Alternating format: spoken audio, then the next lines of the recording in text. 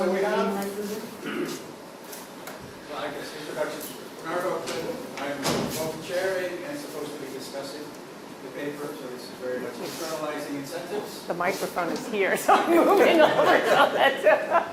Anyway, so let's start. So we have two papers. We'll do each paper and sequentially we'll take clarifying questions at the end of each paper and then have a general discussion on both papers at the end when we're done.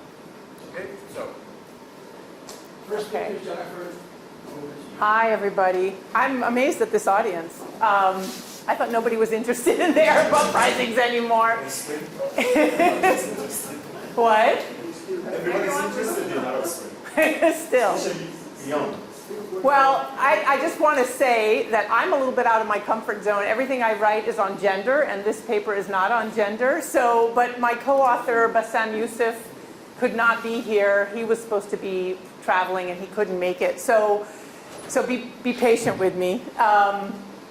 So, you know, one of the things that we wanted to really think about is the role of class. And a lot of the existing studies looked at unemployment, they looked at food prices, so I'm not going to go through some of that, but there's been some interesting empirical work that's come out in the last few years, really trying to statistically look at the role of food. Some of the early work was a little bit more ambiguous, but this late piece by Al-Shamari and Willoughby does find statistical evidence for food prices and political instability. Some other works had looked at about the expectations of the middle class, and then we were really interested in perceptions and thinking about perception questions. So Costello, Jenkins, and Ali look at frequency of protests. El-Gindi also makes use of the World Survey, the World Values Survey. So we asked ourselves, what was the role of manufacturers, industry, you know, like what were they doing? And so Asaborga and Riemann argue that there hasn't been much focus on business elites. Generally, business elites favor stability, so they're not really interested in uprisings, but they could be catalysts for change if they're sufficiently upset. So this was sort of the argument. And I think what's probably the most interesting question is this one. People can galvanize around political change, but they're not going to agree on the post-conflict policy arena afterwards. So I think one of the things that these data tell us are what are likely to be policy priorities for the business people. I also think there's some interesting work that we can look back at for Iran. There's been some work by Parsa and more recently Kurtzman, who basically argues that the Bazaris were very important in the Iranian Revolution. So what was the role of business people? And I also think, I know crony capitalism came up in the morning session. I kind of want to unpack that concept of crony capitalism. Everybody in the region talks about crony capitalism as if it's a given.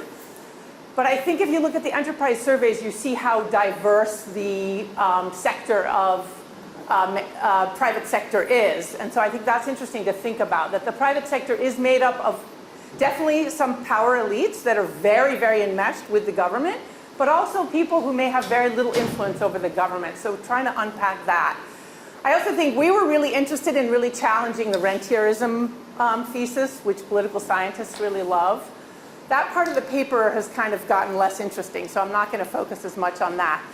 So for those who are not familiar, the World Bank has been collecting these enterprise surveys, and we were able to amass the data that were before the Arab uprising. So these are the countries that were involved. And respondents were asked about their top constraints. And we didn't want to use 5 categories. So what we did is we put major and severe together in order to look at what were considered the most severe categories. Now, this is a room full of economists. I know economists like econometrics. There's no econometrics in this. It's very descriptive. Sorry to disappoint you. But I think I like this quote by Kuhn. Kuhn argues that cross-country regressions are useful for assessing broad temporal relationships between modernization and political change.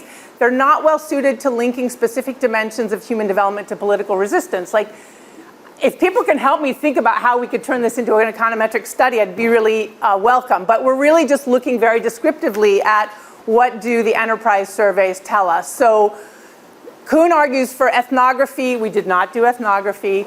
quantitative modeling and institutional analysis. And I would say we're sort of thinking a little bit more about that area.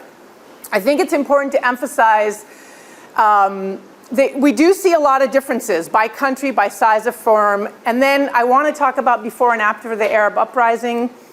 If people who are really familiar with the enterprise survey can chime in, because I see a lot of data inconsistencies across the years, and I suspect that it's probably not safe to compare before and after, because I think methodologically some things changed, but I'll show you the data and why I think that's the case. So we tried to look at small, medium, and large firms because our assumption was large firms are probably going to be closer to crony capitalism, right? The big companies are the ones who have more. What's your definition?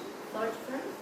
It was the definition that enterprise. It's Larger this. than 100? Yeah, Quicker? I looked that up right before, and then I didn't get the thing, but it's whatever the enterprise survey actually defines it as. It's sort of predetermined.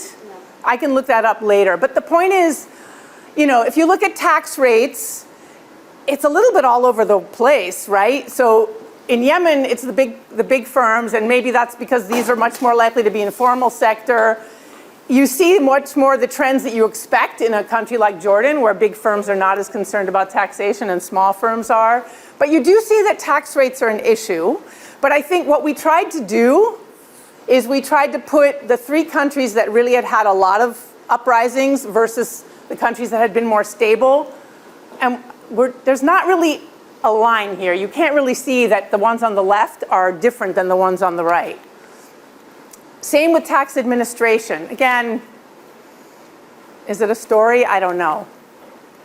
What's interesting about this is how low it is. People really don't care that much about custom and trade restrictions. We're trying to separate this out because a lot of firms aren't interested in custom and trade because they're not actually in the global economy. So we're working on parsing this out further.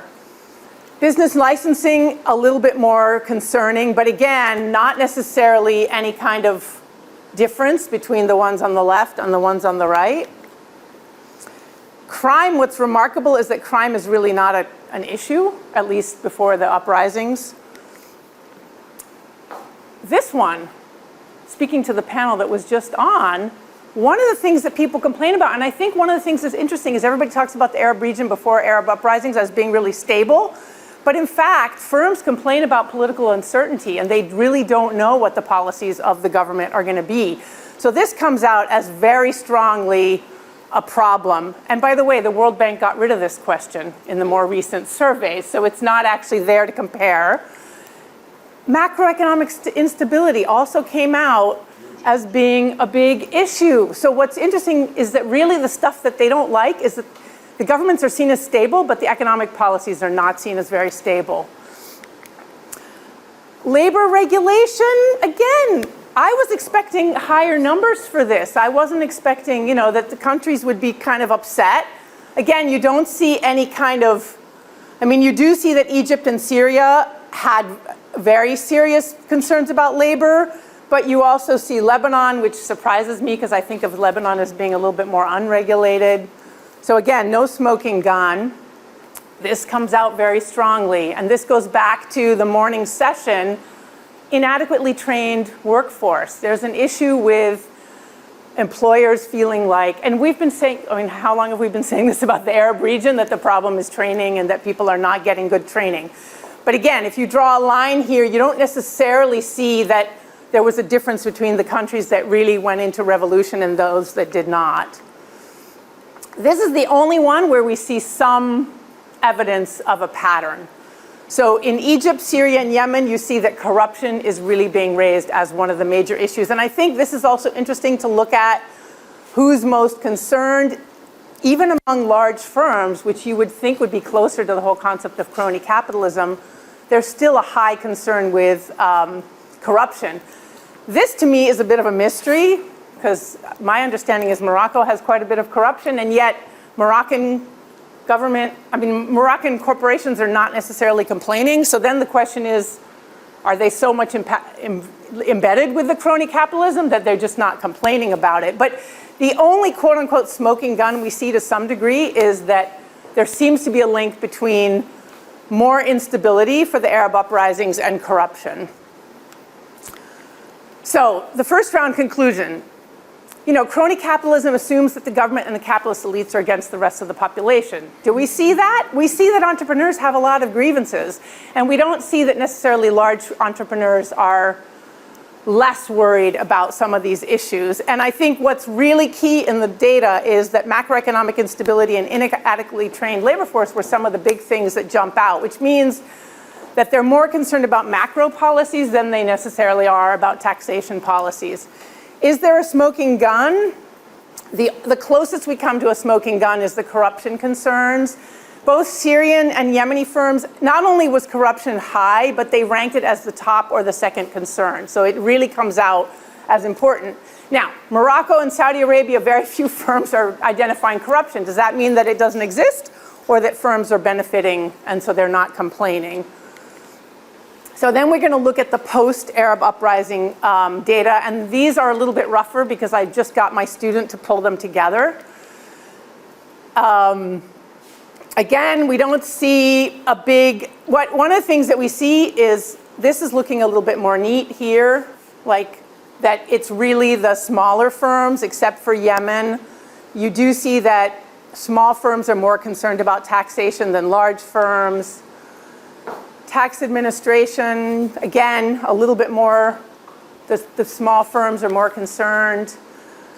Customs regulations, again, it doesn't, I mean, it's jumping out a little bit more for Tunisia and Yemen, but it's not the biggest concern. Oh, sorry, this one may be the same one. Business licensing, again, not jumping out so much. Crime is going up in some of these countries. And again, labor regulation is not, except in Morocco, we're talking like less than 20% of firms see labor regulation as a serious problem. But the inadequate training in the workforce is still coming up as a big problem. And here you actually see more of a pattern of large firms being the most concerned about this. So small firms are probably less, use of highly skilled workers. Corruption's still showing up as very big and probably getting bigger. You don't see, again, this line doesn't matter as much in the post because it's after the change. I did put together the before and after. So in Yemen, you see a big jump, increase in corruption. I was very puzzled by Jordan, the fact that the corruption rates have gone down. And I was wondering, so this is where I kind of asked myself, are these data really comparable across the 2 years? Because it's hard to believe that in Jordan you would be that big of a decline. And in Morocco, you see a big jump upward. In Palestine, you see a jump downwards.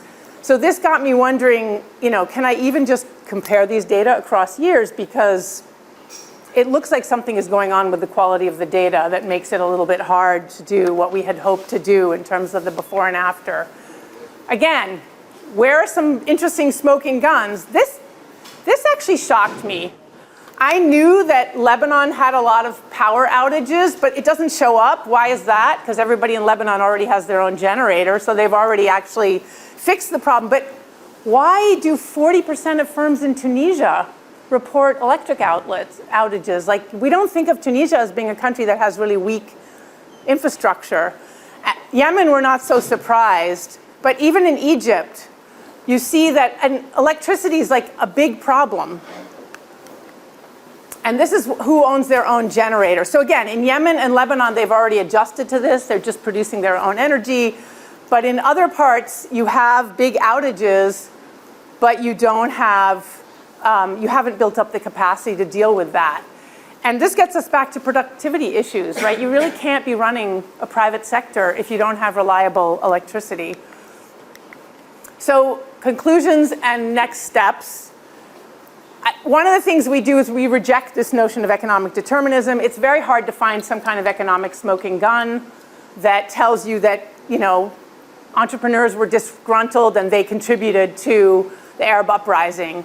With the exception of the corruption question, entrepreneurs in countries experiencing more extreme protests did not have significantly different views of the main challenges. This does not preclude the need to deal with the problems of poverty, unemployment, and inequality. I really want to push for a more nuanced concept than crony capitalism. We need to be doing a better job of figuring out who's part of this crony capitalism and which parts of the private sector are really not very well connected to quote unquote crony capitalism. Entrepreneurs are incredibly diverse by country, by size, by industry.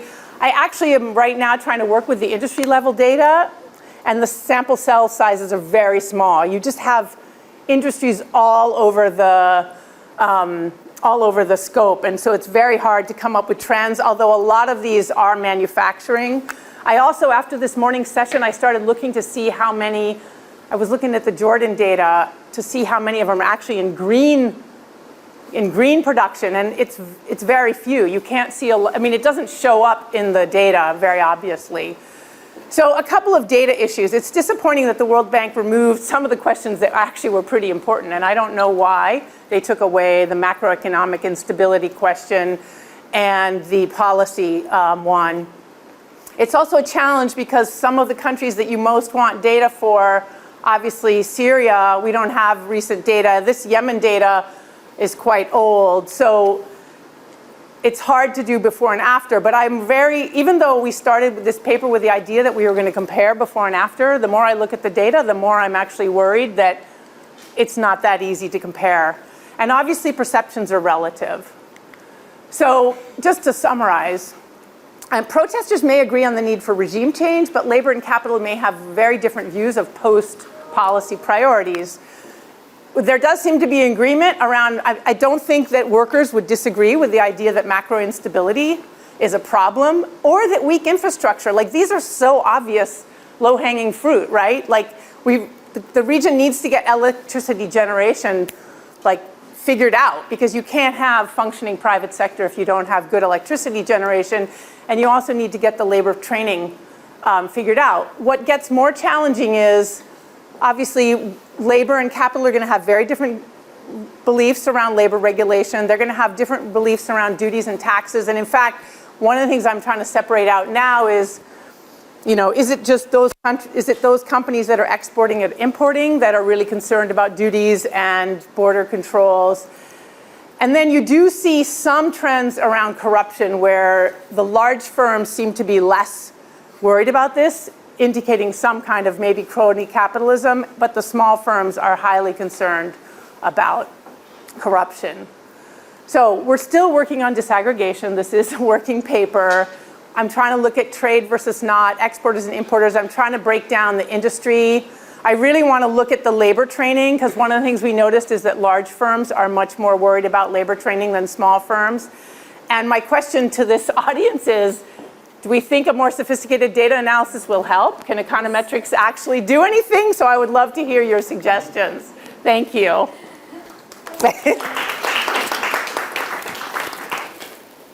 there any immediate Oh, yeah. We were just going to do clarifying questions now. We are going to ask the question now. Well, only if there's some immediate clarification. Otherwise, I think We're going to have a discussion after. Yeah, because if you excuse me, can I start asking? Sure. Yeah. You have to use the mic. We have.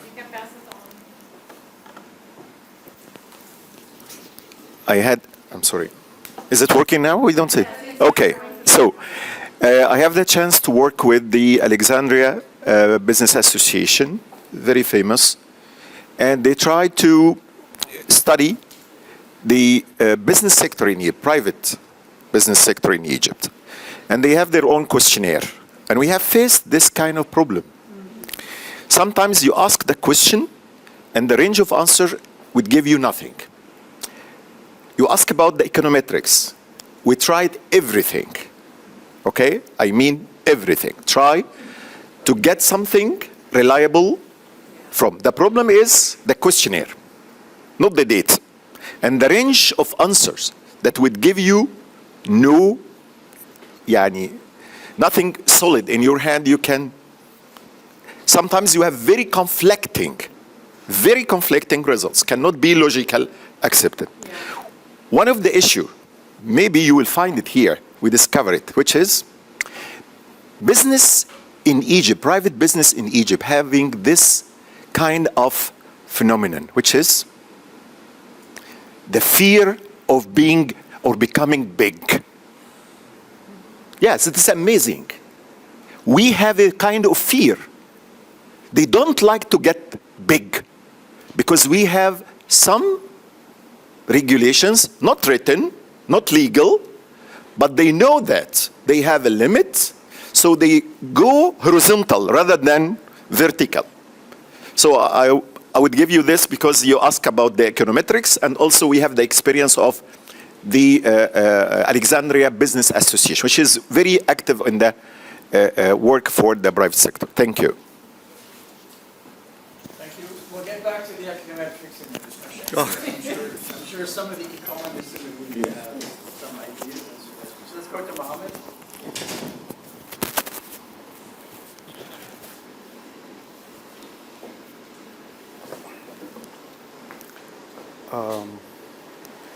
Should I keep track of the time, or you will notify me? We have tons of time. Okay. Before you start,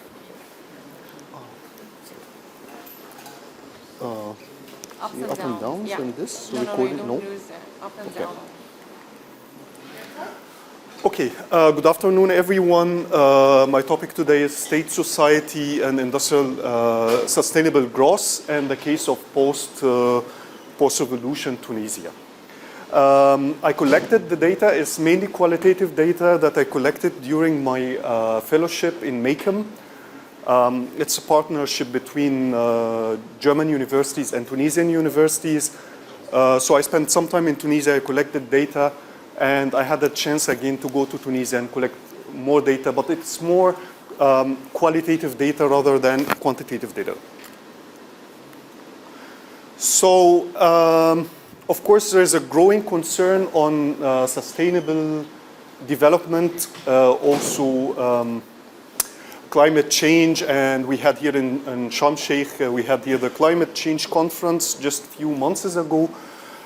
And the assumption is that maybe more democratic and open political systems would be more inviting to speak about like sustainable development issues, and there will be more concern because people are more freed from the constraint, and definitely because of civil society organizations and political parties and so on. And this should allow then more freedom of discussion, and ultimately would lead to more sustainable or better outcomes in terms of less pollution and more sustainability and so on. But what we witness is that in Tunisia, there was many complaints about this. There was even social movements with so much protests, also concerned about environmental issues, other than the social issues, also concentrating on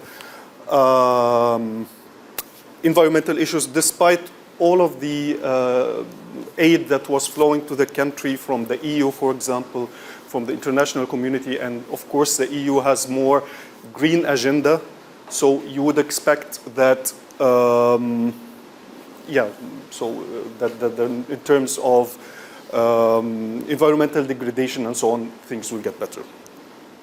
And most of these were coming from the industrial sector. So the research question on sustainable development of the industrial sector of post-revolution Tunisia, I want to investigate how things are and how state-society relations affected it. And I'm doing this by identifying the main actors in state-society relations in terms of the industrial sector and in terms of environmental issues. And I identify this as first the state, of course, business people, labor, and environmental CSOs, civil society organization. I make the distinction here, business people, I do not look to them as a totality, but rather I make the distinction between what I call tycoons, so big business, and what I call entrepreneurs, who are small and medium enterprises. Although in Tunisia it's a bit problematic because actually, so I mean, the definition I mean of small and medium enterprises is a bit misleading, because if you look about how many employees, you find that some firms who are connected and powerful and so on are actually small firms or medium firms. So it's a bit problematic in the distinction, but as much as possible we distinguish between tycoons, maybe in market share, in terms of market share rather than the number of employees, just to make this distinction. Why Tunisia? Because until 2021, until July 2021, it was probably the only Arabic state that was democratic. You can argue Lebanon also have some democratic system, or Iraq and so on. But it was clear that Tunisia had this democratic system. And so it makes it a really interesting example. Tunisia is strongly connected with the European Union and the European GVCs and global value chains, and you would expect again that, and also of course the EU aid was flowing so much after the revolution, and then you would expect more green agenda. That's what makes this example interesting. I'm going to focus on two industrial sectors, the textiles and extractive phosphate industry. So the theoretical framework, it flows from this state-society relations as the cause, and then sustainable growth as the outcome, and through the mechanism of policy enactment and implementation. And of course, in the Arab world, it's very important to distinguish between policy enactment and implementation, because they are not always the same. So you can have the best policies being enacted meaning that the parliament accept them and so on, but in terms of implementation is different. So again here, state-society relations, and here are the main players that we identified. So what I mean by state is government agencies, parliament, bureaucratic apparatus and so on, business people, business associations, and tycoons have individual power because they can, for example, by elections and so on, have individual power. They can affect the political system somehow. So, environmental CSOs, so civil society organization, labor, trade, and labor unions, these are the main players here. I argue here, or the core thing is that post-revolution Tunisia had a unique characteristics of state-society relations characterized by state capture, which is not familiar in the Arab world, but familiar in other places. I mean, a familiar example of it, for example, in Russia during Yeltsin time, just before Putin take over, when you hear about the oligarchs, big business that affected somehow the political system. They control the state. And so what we have, what is familiar in the Arab world is the other way around, that the state is powerful. It can allocate privileges to connected business people, and this is what we refer to as crony capitalism, as Jennifer just pointed out. And this is in the most of the Arab world, but we didn't have this form of state-society relations because state capture somehow necessitates an open system, an open political system, because this is how tycoons can affect the government. If you do not have a democratic system, it will be always the state that is powerful and in handling the state. So, state capture is characterized by, again, powerful tycoons who affect the state, who control policy making, and even if you have like an open system, even political system, you might think, okay, labor can aggregate power, they can exert power on the system because it's more democratic, but certain things make it not possible. There are many reasons, and also entrepreneurs, for example, small and medium enterprises can also have associations and they can affect policy. But due to certain reasons, this is not the case. And tycoons evolve as the most beneficial. So,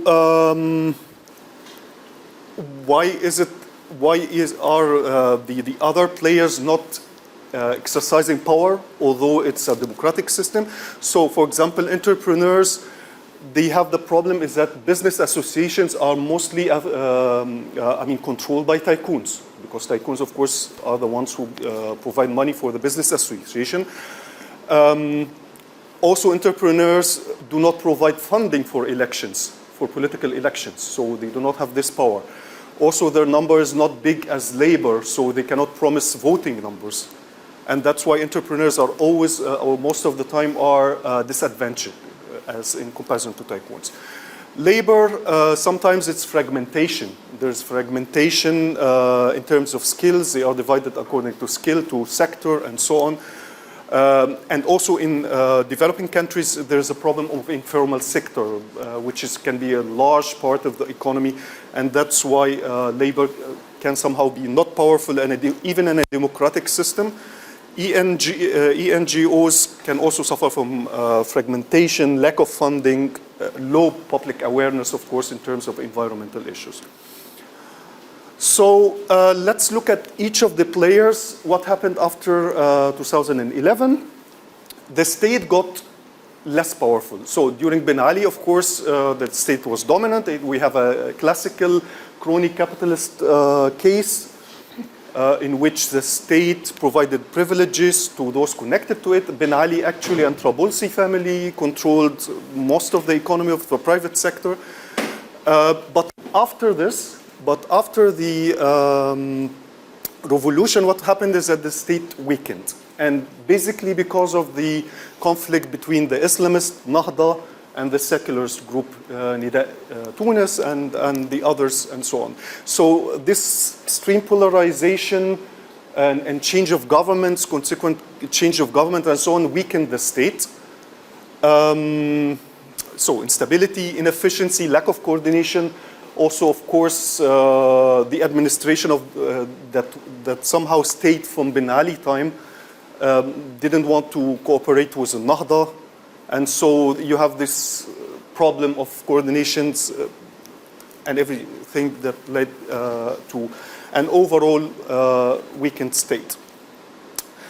What about tycoons? Tycoons now, before the revolution, they were somehow constrained by Ben Ali's system. Ben Ali had the upper hand, and they had to connect to him in order to get privileges. But after the revolution, all of this was gone. Now they were free.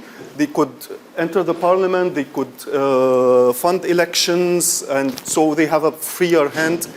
And they maintained strong relations with the administration also, because it was the administration of Ben Ali. So Ben Ali was not there, but they continued to influence the system. Also, Nahda was trying to have consensus somehow, so it kept the administration, but of course this administration was then beneficial for the tycoons. Also, this was not clear from the from the interviews I did. Control over Otika, whether Otika is the business class, the biggest business class in Tunisia. And it wasn't clear for me. They said, okay, entrepreneurs have equal rights as big business, but some people doubted this. And so whether they the big families anyways control this business association, but whether it's powerful or not, this is another question. Entrepreneurs, of course, overshadowed by tycoons within the association. There was another association called Connect, less influential than Otika, but they suffer anyways from information about different projects offered by the donors and so on. Labor is a powerful, the trade union in Tunisia is one of the most powerful players in Tunisia, and in the Arab world is one of the most powerful trade unions in the Arab world, the OGTT. And it has a history since independence, they collaborated with Bourguiba in the struggle for independence. So they have a historical legacy. Somehow Ben Ali was trying to somehow control them, but not fully. And in the revolution, when they turned against him, this was a decisive force that led to the ousting of Ben Ali. And after the revolution, the OGTT became even more powerful. The only problem is that they are more representative of public sector, with little representation for the private sector. And so you also have the problem of informal sector, which of course are outside the trade union. So the trade union or the OGTT is powerful player, but again, not extremely powerful. I mean, not with ultimate power, because again, their effect on private sector is minimal, and also in the informal sector. Environmental NGOs, there was much expansion in the post-revolution period, and of course, they took international and EU support. So, given this, I formulated hypothesis. The first one is the higher the power of tycoons vis-a-vis the state, the lower the enactment or implementation of environmental laws, because of course they have an interest in hindering the implementation of laws to take advantage of this. The second hypothesis is lower the value added generated by industrial sector and state capture society, the lower the enactment or implementation of it. So whenever a sector has a low value added, this would lead to less enactment and implementation of environmental laws.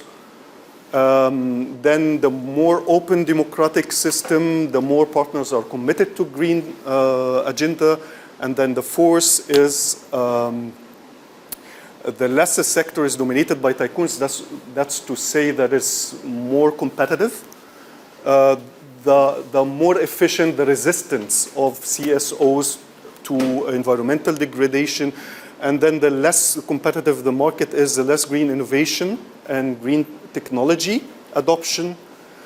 And the last one is that the more labor saving, so the more capital intensive green technology is, the more likely is to be resisted by labor. And the methodology, I did interviews basically to the main players, so Otica and Connect from the Business Association, development agencies and NGOs, the German institutions, they were very helpful to me in this, like GIZ, like Rosa Luxemburg, Friedrich Ebert, and all of these organizations. The OGTT, I interviewed people also from their government representative from the environment ministry. And then I depended also on publications from something like the FTDS, which is like an NGO there on environmental issues. And then some quantitative data, but this was not the main thing. And these were the list. So finding and analysis. So there was many policy initiatives and funding opportunities supported by foreign donors. There was a change in the constitutions that gave more unprecedented rights, environmental rights in some of the articles. Tunisia signed a number of international agreements. All of these, of course, familiar to the whole Arab world. The states always sign and so on, but again, the most important thing is the implementation. So the state capture effect, I argue that there was easiness of violating environmental laws and regulations. And of course, because of the characteristic itself of state capture, there was less innovation and technological upgrading, because somehow tycoons would try to control the market and prevent competition, and this through state capture effect. There was some regulatory inconsistencies. So projects funded by the EU would have, for example, environmental and social impact, but other projects not. Certain laws like control inputs, but not, for example, the waste the waste from the production, but not the inputs, and so on and so forth, inconsistencies. So also how tycoons benefited from this. One thing was an enactment of law, which was rather slow, again, because whether this was deliberately done or not, this is a question. Because again of the instability in the government itself or through indirect effect by the tycoons, this is a question. But in effect, what happened is that the implementation was slow. Environmental laws were written where it's voluntary. Enacted laws were not compatible with what Tunisia has already signed. Okay, MNCs, even if they are coming from Europe, took part in the violations of laws, environmental laws, and SMEs anyways lacked the resources.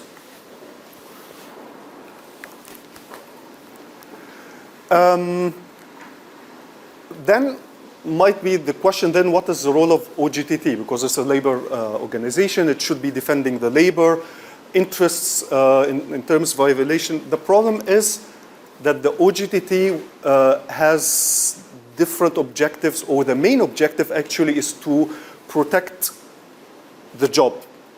So they have to protect the jobs of public sector employees. This is the main objective, first one. Second is to increase the wages of public sector. And then the third one is environmental, then, I mean, health and, by the way, H is health and safety hazards, against health and safety hazards. So when there is a conflict between these objectives, the first objective for them is to protect, to defend is to keep the job. And so that's why there was a dilemma. And of course there was also like, 5 minutes, okay. There was also lack of awareness about welfare objectives, but even when I interviewed people from the union, they said they are aware, but they are often have this conflict of interest. Environmental CSOs, of course, they are defending so much the environmental, labor right, and also the local communities from environmental issues. But again, there seems to be a problem in coordination between environmental CSOs and the labor unions. There seems to be mistrust between each other. Like CSOs says that, again, which is evident, that the OGTT prefers to keep first the jobs and wages, and then environmental issues comes later, while the OGTT says we are not going to collaborate with foreign-funded CSOs, and we prefer to, or those CSOs with not agreeing with the national agenda or all of this stuff, because it's a more nationalist group. And so there seems to be mistrust between each other, and they cannot coordinate together. That's why in an environmental policy coalition is hardly possible. And innovation, again, is a in the bigger picture, there is a problem facing innovation anyways in Tunisia because of low implementation of laws like for startups law, and there's an offshore and sector that is like exporting to Europe, and part of the GVC that Europe somehow leads, but the concentration is more on low value added activities in assembly low value activities, and there is no connection between this and that. So anyways, so in the textile sector, since we do not have so much time, if you looked about, if you compare the hypothesis with what the findings on this sector, you find that hypothesis 1, there is major violations in this sector given the general power enjoyed by tycoons, including MNCs in the country and in the sector. because of the low value added contribution of Tunisia in this sector, also it makes it easier for these violations because we concentrate on cost effectiveness rather than differentiation, product differentiation. And so this leads to more violations because you want to cut costs and you do not want to innovate. The third hypothesis is that CSOs were not powerful to resist, the violations, again, because tycoons are controlling the sector. For the fourth hypothesis, no evidence. Fifth hypothesis, also no evidence because it was more competitive. And H6, so sixth hypothesis is, because again, Tunisia is focusing on low value added in this sector, textile industry. So there is a disincentive in using greener technology, which might need higher investment and so on. And that's why the status quo is there concerning the phosphate industry. I skip also again and look at the findings. H1 was no evidence, and H2, the low value added of the extractive industry, provides this incentive for adopting greener technology or following environmental regulations. Again, it's the idea low value added means then you are not willing to invest in a better technology that is greener. But here the phosphate industry, actually the demonstrations and movements actually managed to stop the sector from functioning for many years. So that's why the position of Tunisia in exporting phosphates has really been affected by this. And why is this? According to this hypothesis, because tycoons do not control it, because it actually is controlled by the state. And what is interesting here is that the OGTT, so the labor union, seemed to be reluctantly accepting the status quo because the public, the SOEs controlling the sector told them, okay, if you want more greener technology, maybe we will privatize the sector. And this is a nightmare for the OGTT, this just pointing to this. Yeah.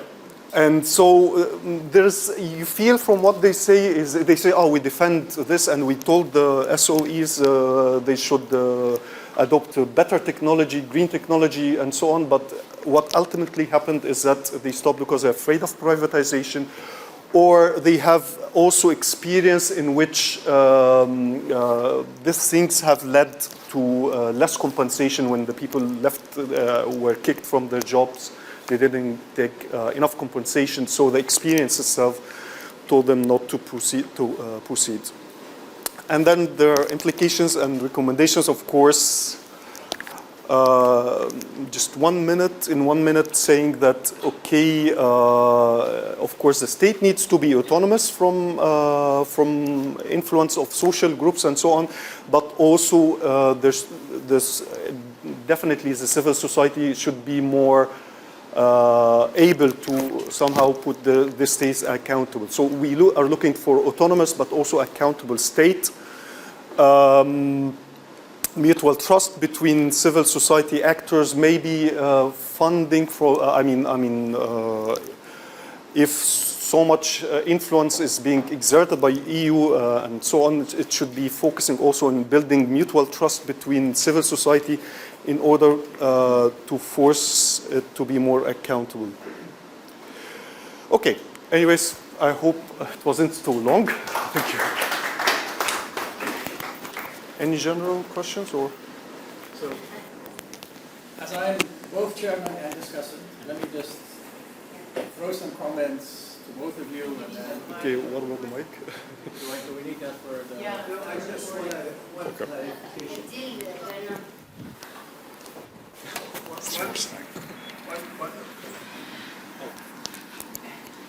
One quick clarification. هذه الشغل اللي هو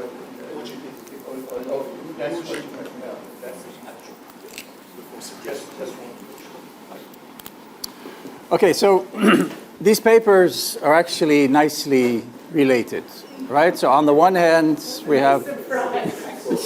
Yes. So Jennifer and Bassam are asking, what do businesses perceive? What are they worried about? What do they care about? And in a sense, looking at pre and post uprisings. Mohamed is looking at, so what do these guys actually do? Right? So and I think that gives us a more kind of tangible sense of what they actually care about, because you can actually look at their behavior as opposed to perceptions, what do you think about X, Y, Z? And a lot of the things I think we can agree on that we find in these World Bank enterprise surveys are not going to be necessarily particularly informative on what do these businesses actually do, right? And what do they actually care about in terms of actions they take, as opposed to answering questions which may or may not be related to your research question. Now, Jennifer and Bassam are very provocative in the paper.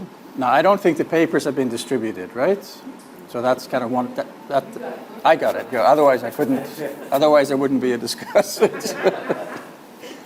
But anyway, so one of the things they kind of take on is they want to demonstrate that the simplistic economic analysis do not provide much insight into the factors that triggered political unrest, right? And in a sense, that's, I think, provocative. I think it's something I would definitely agree with.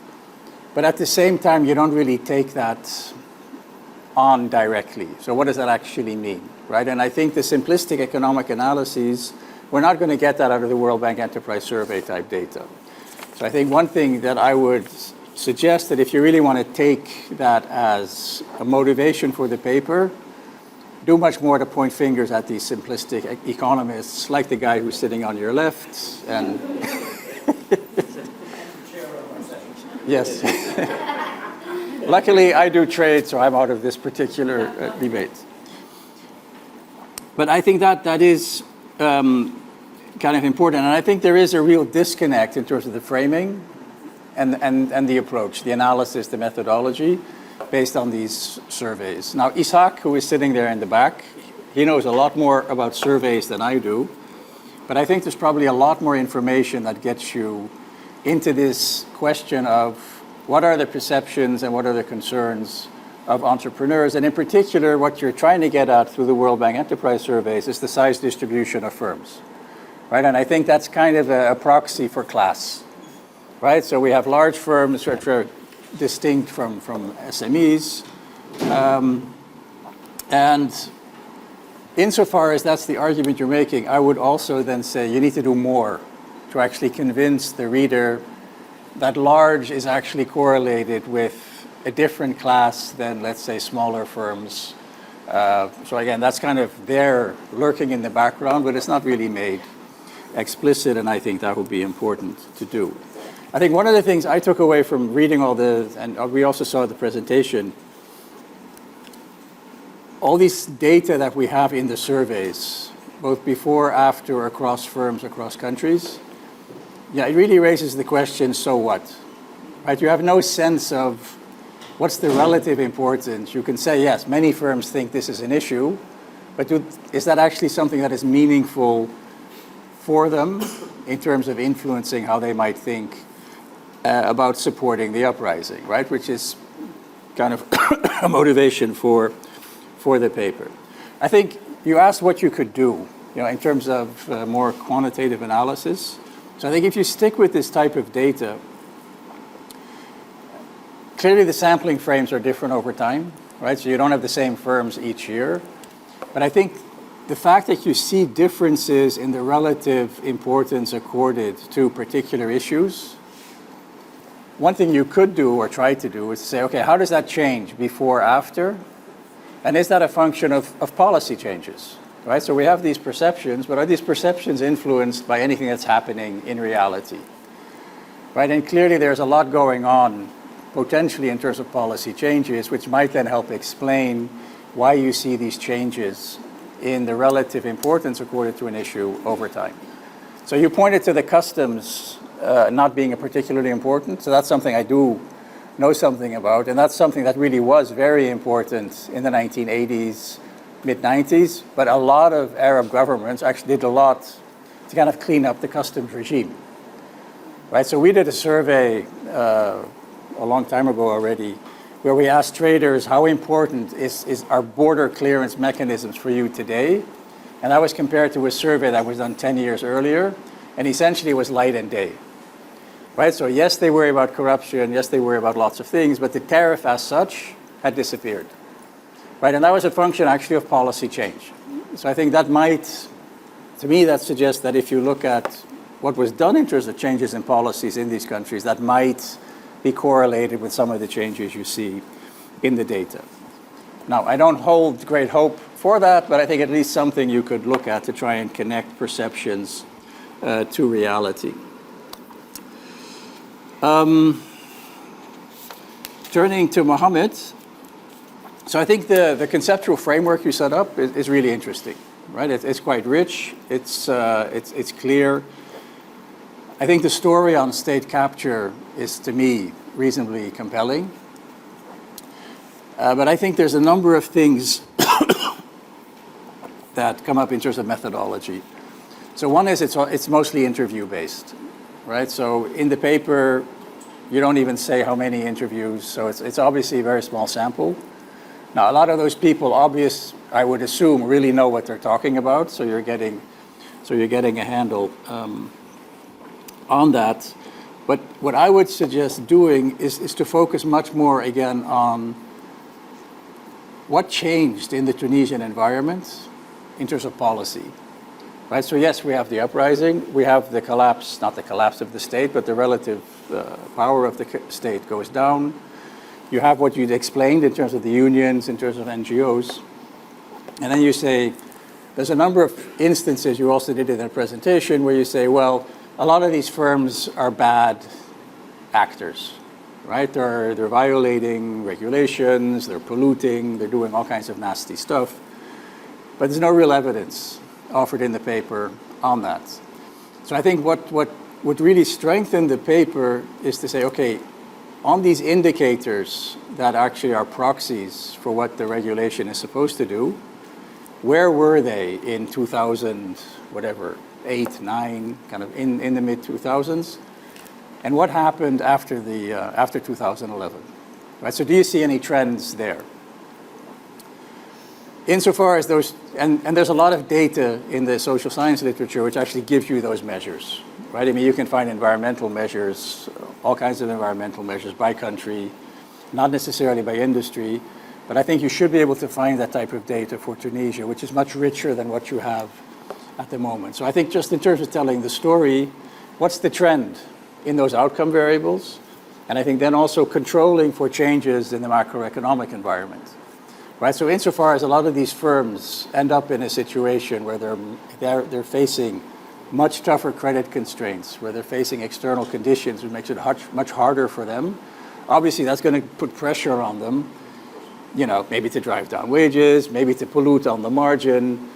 But I think again that is something to at least discuss, look at, because it suggests that it's not necessarily these guys want to be bad guys, it's just there's an external factor that plays a role here. So I think it's just kind of controlling for those factors would be helpful. Now, not controlling econometrically, but just kind of looking at what is happening to that industry. So I guess what I'm getting at is look at outcomes insofar as you have data on what happened on your environmental indicators, but also what happened in terms of the activity of these industries. Right? So if a lot of the industry actually contracted, there was a lot less activity, then presumably there's also a lot less environmental kind of damage being done. But I think that's something to discuss in a revision of the paper. The last thing that struck me, also what you said, I find it really surprising, and I think it would be worth digging into this question between how do multinationals differ from smaller firms, and how do these international projects differ from domestic projects, right? Because international versus domestic investment, right? So if you have an EU project, right, that's going to be accompanied by all kinds of environmental standards. You know, we have the European Investment Bank. I mean, these guys take all of this very seriously. So where is that in the data, right? So same with multinationals. Multinationals, you know, they may not care about this stuff, but their customers care about it. They have corporate social responsibility clauses. So you would expect on the margin a domestic entrepreneur that is domestically owned to behave a bit differently from a foreign company. Right now, I don't know how you get at that, but I think the one way of getting at that, maybe you have that in the interview data, but right now it seems a bit paradoxical to me that, you know, apparently the international community doesn't care about this stuff. It kind of comes across as something that needs to be explained, or alternatively to actually document that these international actors maybe a bit better than the domestic ones, but they're still not doing everything. But I think just unpacking that, I mean, that's really what I'm saying is. Yeah, so let me stop there. The two of you can come back, then we open it up. Oh yeah, sorry. This legacy of COVID. Okay. Okay, I mean, concerning the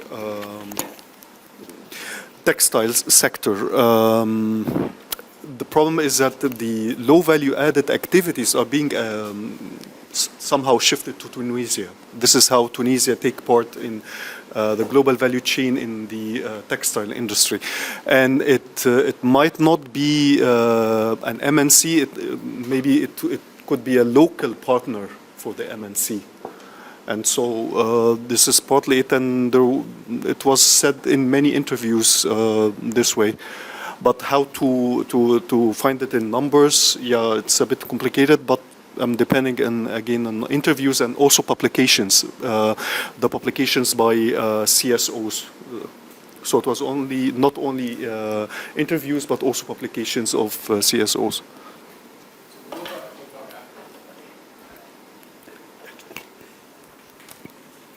Oh, thank you for these comments. Actually, referring to Ishak Douan, who just came in, he was actually one of the people, sorry to put you on the spot, who argued that there aren't clear economic triggers. So we weren't trying to blanket all economists as arguing that it's clear that you can see the economic triggers. We were just trying to drill down a little further and actually build off the work that you guys had already done. A couple of quick things. I looked up the size, and it's defined by the enterprise surveys. It's like 5 to 20, and then 20 to 100, and then over 100. So they were predefined. We didn't come up with our own. I also decided to look at the customs data, which I hadn't shown the before and after side by side. And here's a puzzle. Jordan, Morocco, both report more concern about customs in the more recent survey, which again gets you back to like, how much can these data be used? Because if customs regulations have gone down, maybe they might have gone up, yeah. But you had said that you thought that they had gotten better over time, but maybe, okay. So then, yeah, so I mean, I think that is the way to go, that we need to just drill down into particular policies, pick some of the data that looks more interesting, and just, I mean, corruption is a tough one, right? Because you can't really point to, maybe you can point to some policies, but certainly the customs and trade regulations, we can look at that. I do think it's worth looking at entrepreneur perceptions, though, because I do think that adds some value, whether it's what they actually do, but you know, how were they feeling on the eve of the Arab uprisings, I think is really an interesting question. And it's puzzling. I mean, when we first wrote this paper, we didn't have two sets of data. We were really just focusing on right before. And now we have two sets of data. So we really have to shift the paper because we can't ignore all the new data because we let the paper sit and fester for too long. So I think those are really the only comments I have. It was very helpful to get that input and to really try to think about a little bit more quantitative analysis that we can do that might tease out some of this. So thank you. Who's going next? Okay, so thank you. Do we have to? Yeah, I don't It's think being recorded. Yeah? Okay. Yeah. Okay. So Jennifer, thank you for your presentation. So I think what you could also do with your perceptions is to standardize them. So you are able to compare between years, between countries. So you take the maximum from the whole indicator across the whole data set and the minimum, and then do the minimum maximum standardization. Maybe you will get more meaningful results because then you have some people, I don't know, sometimes some people just reply within a very small range and others reply within this range. And so sometimes it works. The other thing, you might want to do some significance tests between your, at least like a t-statistic or something. So differences between countries, differences across time, bring in some sectors. Because to see how credible these differences you're presenting are, because there might be actually no significant differences and they're all similar. And so that would be just a suggestion. For Mohamed, my main comment was we need more information about your sample. So how diverse was it? How did you pick it? Did you like 5 small and 5 large, and that's one question. How we represent. Also, a qualitative sample can be representative. So that's one question. The other question was about the role of UGTT in the textile sector, because you said because of how strong they are, they're preventing the implementation of environmental standards. But are you referring to the public textiles and clothing firms? Because if they're private, why would the UGTT be powerful? Before we answer, let's Yes. take That's it. question for Hoekman, which is good for you guys. Who's next? I think you had a question. Yeah. Comment on the question. So thanks. I mean, I'm going to pick up on this thought that you have, Jennifer, of going back to the main question, right? The idea is you want to see how this sort of entrepreneurial middle class felt right before the uprisings. And it's an interesting question. This is an idea of, not a comment on this paper, but an idea perhaps for another paper. So I would go to the conceptual framework, and I would propose that you move away from perceptions, and I think Ismail knows more about world value surveys and perception. You can perhaps do more from other data sources. But there's a lot to dig out from household income and expenditure surveys. You'll be surprised.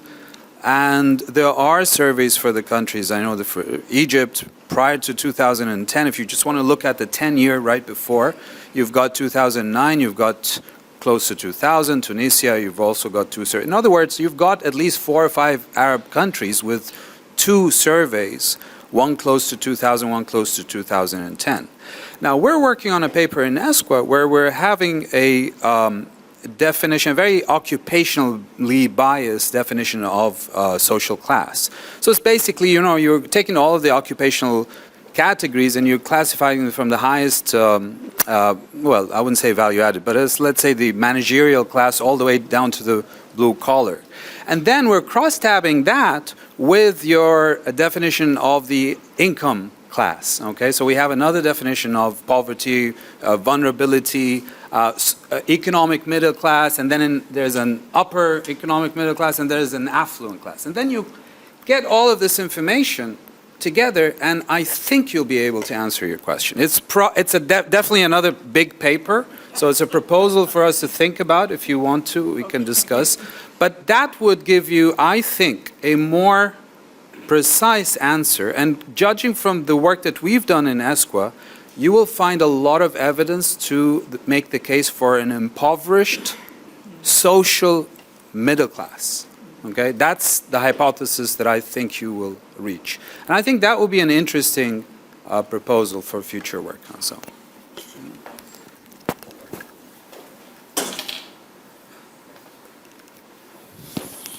So I also have maybe a comment or something to think about.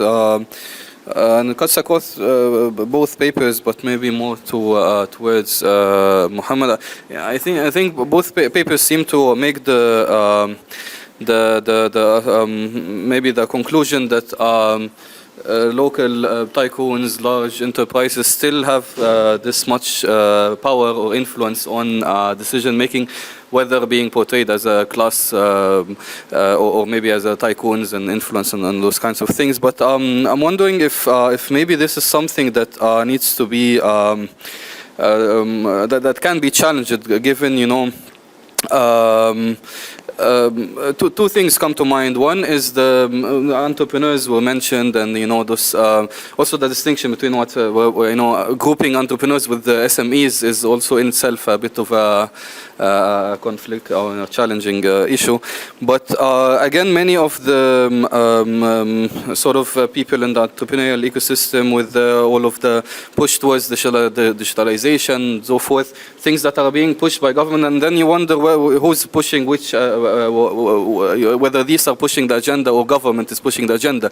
A lot of these, we've seen cases here in Egypt with companies that started as very small, and then eventually, because they involved with the fintech, some very crucial data-related matters, now you have government brings them to sit with them and to discuss, the way forward. Some of them would put government representatives on the boards and so forth. And then even those large tycoons are trying to sort of come on board before they miss the train. They are starting all of these corporate accelerators, corporate support for startups. On the other hand, on issues like sustainability or environmental issues, maybe there are more forces on board nowadays. There are much higher levels of policy commitments of governments and so forth. You'd wonder whether local tycoons would still have this much influence. Same like in there were similar issues, a lot of influence for these people in issues related to trade and customs, but then later on, all of this was sort of worldwide sort of unified system that was put on everyone. Yeah. So I'm just wondering if maybe we can this notion that large companies and large capitalists, local ones, are of that much influence nowadays. Yeah. Thank you. Okay, so we have Shanta and then two more in the back. So then we have 9. Thank you. Is the plenary at 4:30? 4:30? There's no Thanks very much. Coming to the Jennifer's paper, the question about cronyism is really, the question is, what is the link between cronyism and the uprising? I mean, it seemed to me your implicit assumption was it creates a sort of resentment of these cronies running the show. But the work that we did on cronyism at the World Bank, we had a completely different mechanism, which was that the cronyism led to unemployment. That's it because it made export industries less competitive. And those, like in Tunisia, the cronies were in telecommunication, in transport, and in banking. And those were the three industries you need to have an export-oriented industry. And so people didn't necessarily resent the cronies; they resented the impact of cronies on the economy. Then just a second point related to that, you were wondering about the size of whether the crony firms were large or small. So I went back and looked at the Rikers et al. Paper on Tunisia. The average size of the firms, of the Ben Ali firms, is 80 employees, and for other firms is 13. So that's the difference. It is large. It is, but it's not large in the average is not large in the enterprise survey sense. It's less than 100. So that's I just. Medium size. So it The average is the medium-sized firm. I mean, I'm sure there are larger firms. But again, it's the effect on profits that really was the impact. And you can do that with few employees. You just have high profits.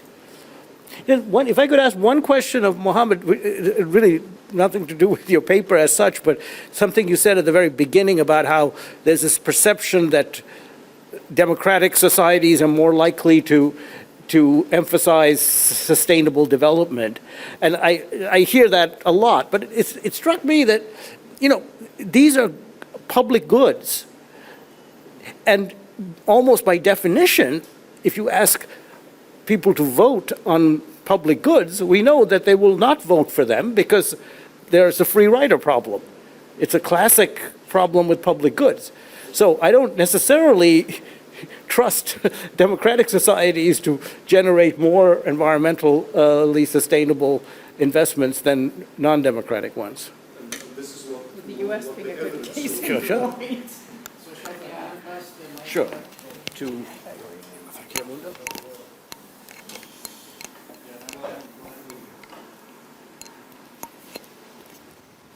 Yeah, okay. Bassam Snaj, I just wanted to ask a question for the paper, Mohammed's paper.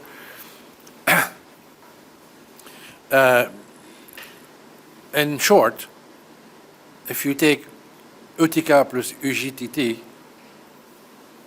UTK plus UGTT, nothing changed since the revolution. The same are capturing the same, which means that all this package of parliamentary democracy was a show. The real money was still flowing in the same hands.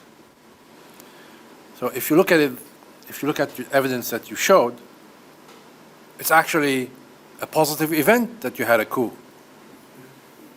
I mean, from a pure logical point of view.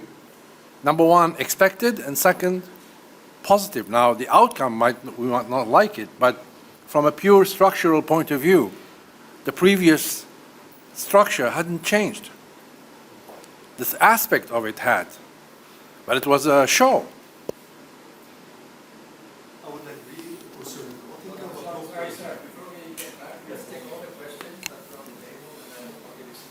Anyone else? Oh, sorry. Thank you. Very, very quick, because I know that there are very few minutes left. So I can talk for a half an hour. Okay. No, I'm really puzzled by the connection between the evidence and the conclusions that you reach in your paper. One question is, how many events of violation of environmental laws do you have? That's one thing. And the second thing is that it seems to me that you assume that the environmental law is the right one, the correct one, and that it should be followed, and furthermore, that there is enforcement. There's a lot of things, at least in my country, which are in paper very nice, but no one enforces them, right? No one enforces the regulation to the point that is needed to avoid environmental crisis. So I think there is a big jump between the evidence that you may collect and the type of conclusions that you reach. And you have to be very careful to fill in all these statistics and little things here and there to make a credible story to sell.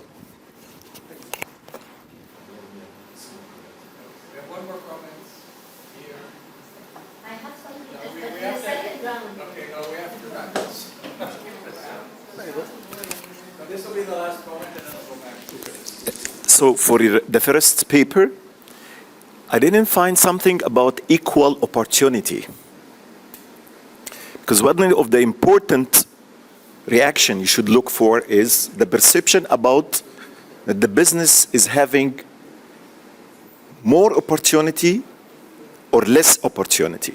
Equal opportunity is very important in this. Then you can get the difference between The one with instability and the other one with stability. So for this, you need to have a question about that, because corruption can be from corruption can be from both sides, from the government side or also because corruption should have two parties in order to have a corruption. So that's one comment. And for you, my dear, you need to ask yourself about the priority. Is the priority changed after revolution or not?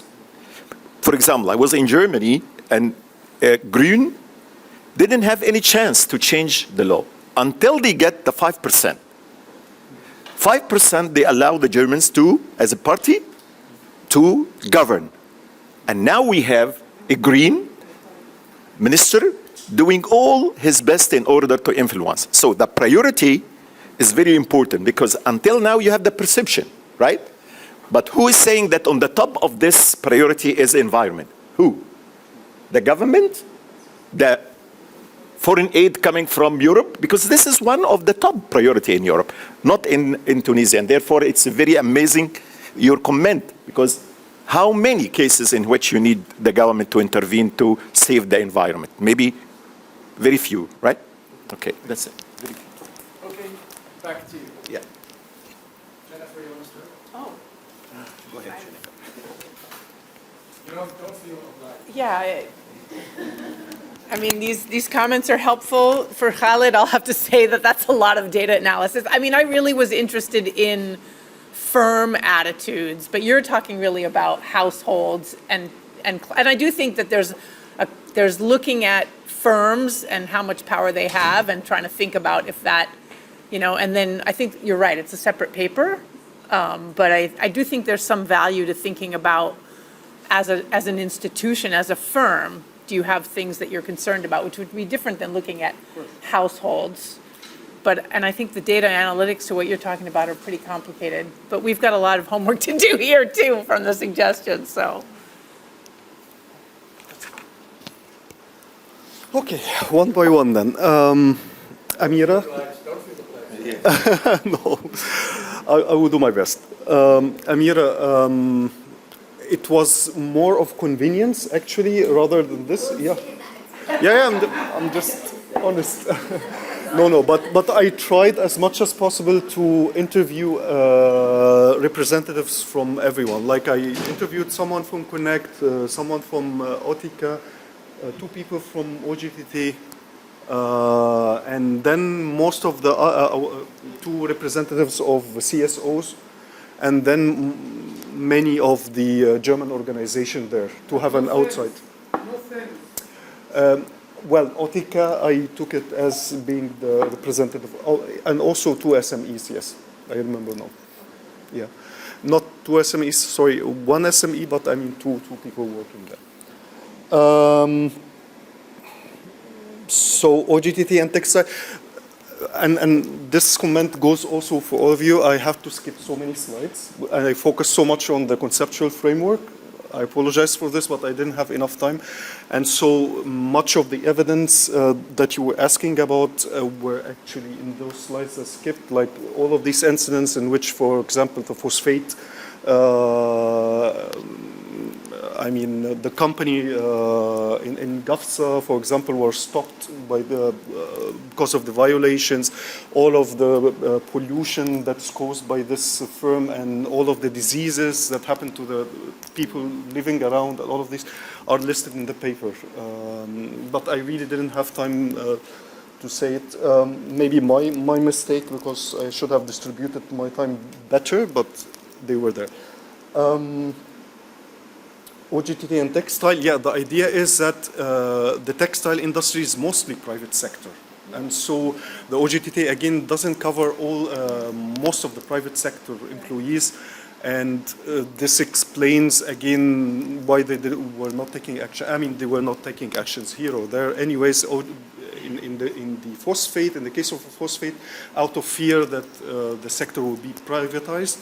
And in the textile, because they do not have much influence, anyways, because it's private sector. And again, the employees. I thought you said in the textile sector they were powerful, And so they are not implementing the regulations or they're protecting. No. Unless I misunderstood. Probably, maybe. I mean, again, the problem is that in the phosphate, they might have influence because, again, it's SOEs are controlling the sector, but they refrain from doing so because they are afraid that it will be privatized. But in the textile, they do not have that much interest. Probably 30% only or something of the employees are part So of... the influence or the first to sell? I suggest you guys have a financial. Sorry about that.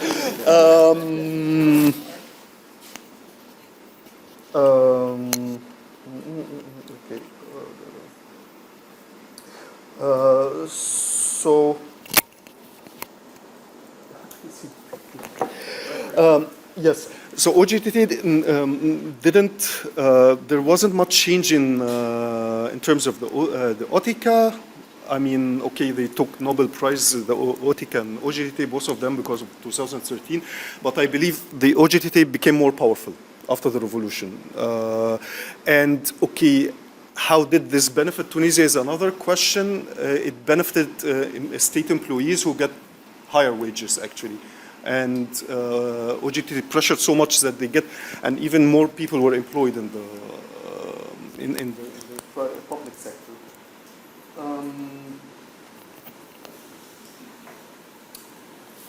Okay, I think did I answer everything? The priority after the revolution and environmental concern. Okay, how I know that? Yes, how I know which are the right laws and so on. I'm referring to what Tunisia signed of international commitments, for example, like also what was stated in the laws or international treaties and so on. And again, I also wrote this in the. International treaties are above the law, between the constitution and the law. Yes, the thing is. What the interviewers had revealed is that Tunisia signed certain treaties, but then the law, instead of making it obligatory, for example, it made it, for example, voluntary. Or there was somehow the law wasn't implemented, or there were loopholes and so on. Different ways of not implementing the law.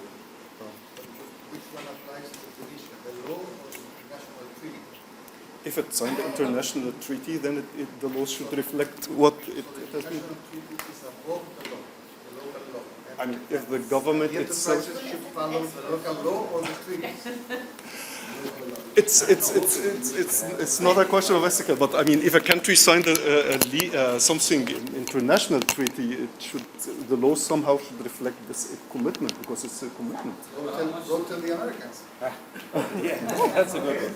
It's up to them. I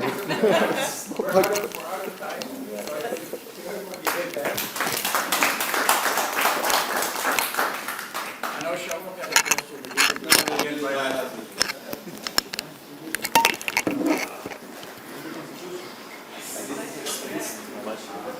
Yes.